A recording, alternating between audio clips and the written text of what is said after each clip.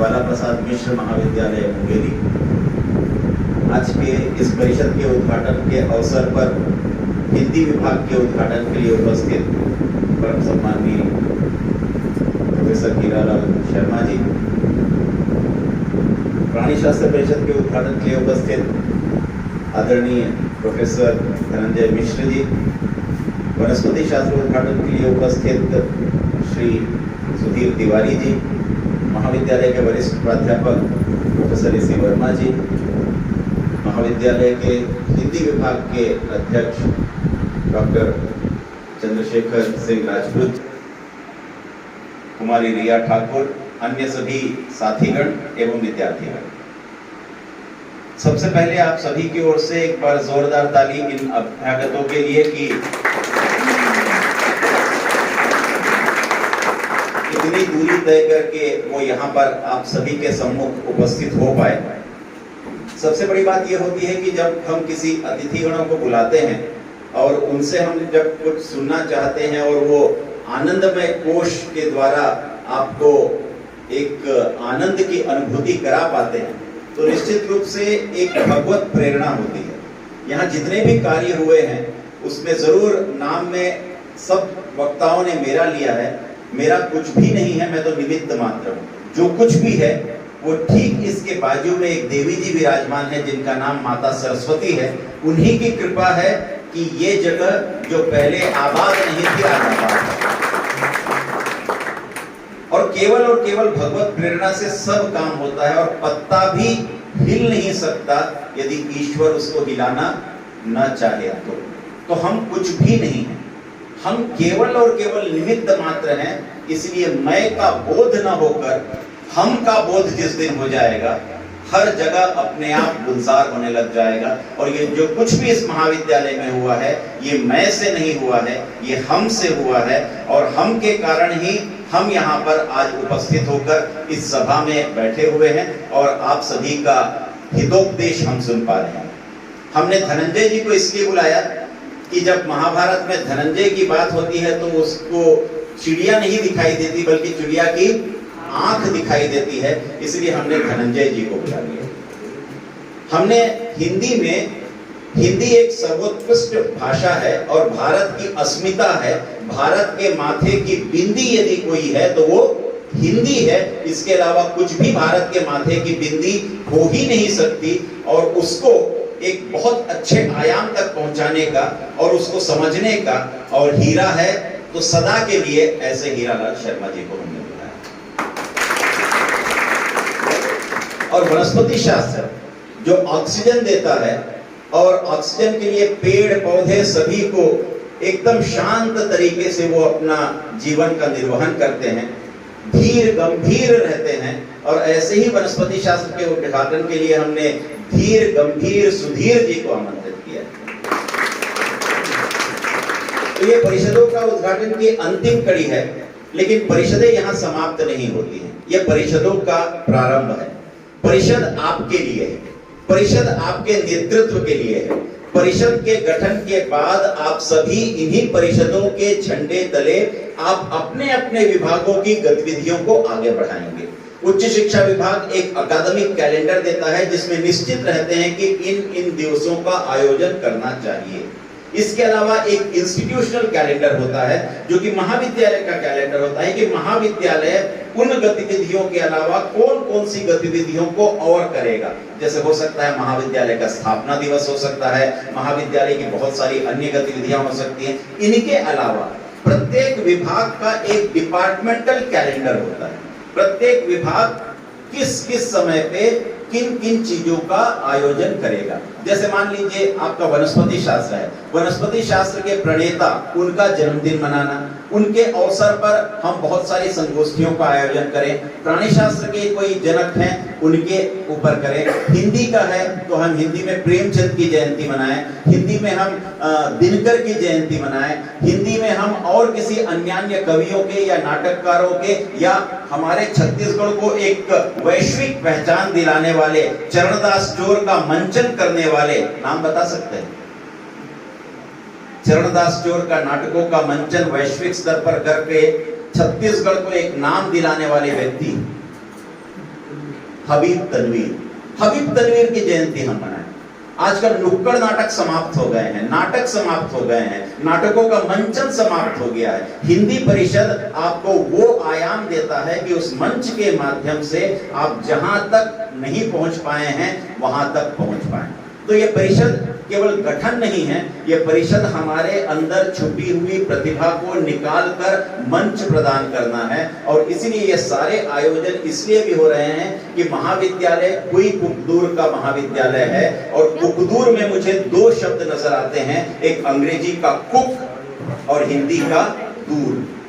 हम दूर में एक नई ऊर्जा को कुक कर रहे हैं, मतलब हम उसको लोगों के सामने परोसने का प्रयास कर रहे हैं। मैं सम्मानीय मंच को यह भी बताना चाहूंगा कि शायद 335 शासकीय महाविद्यालय और 325 अशासकीय महाविद्यालय जो कि छत्तीसगढ़ में हैं, उनमें हमारा एक इकलौता महाविद्यालय है जो कि एक अनूठी पहल को जन्म दिया है। और उस अनूठी पहल में उसकी दो कड़ियां हो चुकी हैं। ठीक इसके बाहर में हमने एक निर्माण किया है सरस्वती मुक्ताकाश मंच। सरस्वती मुक्ताकाश मंच का माध्यम से हम विद्यार्थियों को चार दीवारी से बाहर निकालकर गुरुकुल परंपरा के अनुकूल गुरु और शिष्य के रूप में सारे बच्चे नीचे बैठते हैं, गुरु भी वहीं पर बैठते हैं और हम अन्यान्य विषयों पर उनसे बात करते हैं। और हम वहां पर कक्षाओं के अंदर जो हमारे विषय होते हैं उनको न लेकर हम उन विषयों को लेते हैं जिनसे विद्यार्थियों का सरोकार होता है। पहली कड़ी में हमने विद्यार्थियों को एक अंग्रेजी की छोटी सी चीजों से किया था। दूसरी कड़ी में बच्चे और आ गए तो हमने राष्ट्रीय शिक्षा नीति पे बात की थी। अब अगली कड़ी में हम अन्यान्य विषयों पर हमारे जो प्राध्यापक हैं उनको लेकर बात करेंगे। तो सरस्वती मुक्ताकाश मंच, मुक्त आकाश, मुक्त प्रेरणा और विषय भी ऐसे मुक्त विषय हों जो आपको उन्मुक्त कर पाए, ऐसी ही हमने एक धारणा के साथ सरस्वती मुक्ताकाश मंच की भी स्थापना की है। ये इसलिए भी है कि राष्ट्रीय शिक्षा नीति ये कहती है कि यदि गुरुकुल परंपरा भारत में थी और उसको नेस्तनाबूद करके हम पाश्चात्य संस्कृति की परंपरा को लेकर आए, तो हमें एक नई शिक्षा नीति की जरूरत थी जो भारतीयों को भारतीयता से ओतप्रोत करते हुए भारत को भारत से परिचित करवा सके। और इसलिए उस नीति का नाम 2020 में राष्ट्रीय शिक्षा नीति दिया गया। और उसके पहले पन्ने को यदि आप पढ़ना प्रारंभ करते हैं तो उसमें उन विश्वविद्यालयों का नाम है जिनको हम इतिहास के पन्नों में जानते हैं, चाहे वो नालंदा हो, चाहे वो तक्षशिला हो, ऐसे विश्वविद्यालयों की परिकल्पना है। और अंत में राष्ट्रीय शिक्षा नीति के अंतिम पन्ने पे जाइए तो वो अंतिम पन्ना आपके मोबाइल तक आता है और वो अंतिम पन्ना एआई तक ले जाता है। एआई मतलब आर्टिफिशियल इंटेलिजेंस तक ले जाता है। तो हम नालंदा और तक्षशिला के नेचुरल इंटेलिजेंस से आर्टिफिशियल इंटेलिजेंस तक के सफर में हम कैसे उसकी कड़ी बन पाए, कैसे उसको जोड़ पाए। जैसे आगर नदी बहती है और वो कुई को कुकदूर से जोड़ने के लिए उस आगर नदी पे हमने बनाया है क्या? पुल। तो हम भी वो पुल हैं जो कि नालंदा और तक्षशिला की गुरुकुलीय परंपरा को लेकर आज के इस परिवेश में आर्टिफिशियल इंटेलिजेंस के साथ हम कैसे तादाद में स्थापित करें और 21वीं सदी के भारत के लिए 21वीं सदी की पाठ्य सामग्री के साथ 21वीं सदी के शिक्षक के साथ इन विद्यार्थियों को 21वीं सदी के नागरिक के रूप में, आत्मनिर्भर भारत के नागरिक के रूप में कैसे कर पाए। ये बहुत बड़ी चुनौती है। और इसलिए सरस्वती मुक्ताकाश मंच आपके विषयों से अलग हटकर आपके व्यक्तित्व निर्माण में, मानव निर्माण में, आपके करियर के निर्माण में, आपके अंदर ऊर्जा को भरने का, ऊर्जा का संचरण करने का एक सशक्त माध्यम है। और उसका उपयोग आप सभी करिए। और हर दिन शाम को या हफ्ते में एक दिन हम ये तय कर सकते हैं कि उस दिन सरस्वती मुक्ताकाश मंच के माध्यम से हम ये काम करेंगे। महाविद्यालय के द्वारा किए जा रहे समस्त कार्य केवल और केवल विद्यार्थियों को केंद्रित करके विद्यार्थी केंद्रित शिक्षा है, न कि यहाँ पर शिक्षक केंद्रित शिक्षा है। इसलिए हम टीचर सेंटर एजुकेशन से स्टूडेंट सेंट्रिक एजुकेशन की ओर आगे बढ़ रहे हैं और राष्ट्रीय शिक्षा नीति यही कहती है। और हमारे पुराने जो गुरुकुल परंपरा थी उसमें पुस्तकें नहीं थी, उसमें कलम नहीं था, वो केवल और केवल श्रवण परंपरा थी। हम केवल सुनते थे, गुरुजन बोलते थे और उसी का हम उच्चारण करते थे और कहीं पर लिखित नहीं होता था, बल्कि सबका सब सुना हुआ होता था। आज हम उसी परंपरा को और आगे ले जाते हैं कि किस तरीके से हम आज की इस सदी में ज्ञानार्जन कर पाए। तो इन परिषदों के उद्घाटन के माध्यम से न केवल आपके व्यक्तित्व का विकास, न केवल आप में नेतृत्व क्षमता का विकास, बल्कि आपको एक ऐसा नागरिक बनाना जिस पर आपको खुद गर्व हो सके। हम उस भगवान के सामने में भी खड़े होकर यह कह सके, यदि तुमने मुझे पैदा किया और तुमने मुझे इस धरती पर लाया तो तुम्हें भी मुझ पर गर्व होना चाहिए, यह बात होनी चाहिए। और इसलिए अंग्रेजी में एक कहावत है, what we are is a gift of God. हम जो है वो भगवान की देन है। आगे वो कहता है, what we become is a gift to God.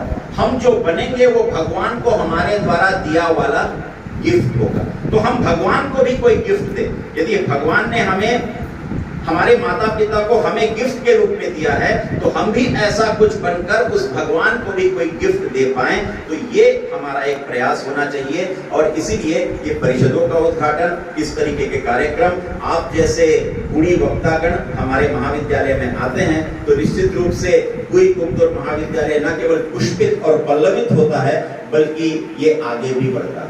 और इसलिए आप जहां जहां जाएं, कुई-कुबदुर के इन वादियों से निकलकर कुई-कुबदुर को बताएं कि लोगों को ये दूर नहीं है। अब ये छत्तीसगढ़ का ऐसा चमकता सितारा बन जाएगा कि आप सभी के मेहनत, आप सभी के न केवल हौसलों से, बल्कि आप सभी के उम्मीदों से भी ये महाविद्यालय आगे बढ़ पाए। इसके लिए आप सभी अपने लिए और आप सभी के शिक्षकों के लिए, जिनको मैं हमेशा कर्मयोगी कहता हूं, उन सभी के लिए एक बार जोरदार ताली बजाएं।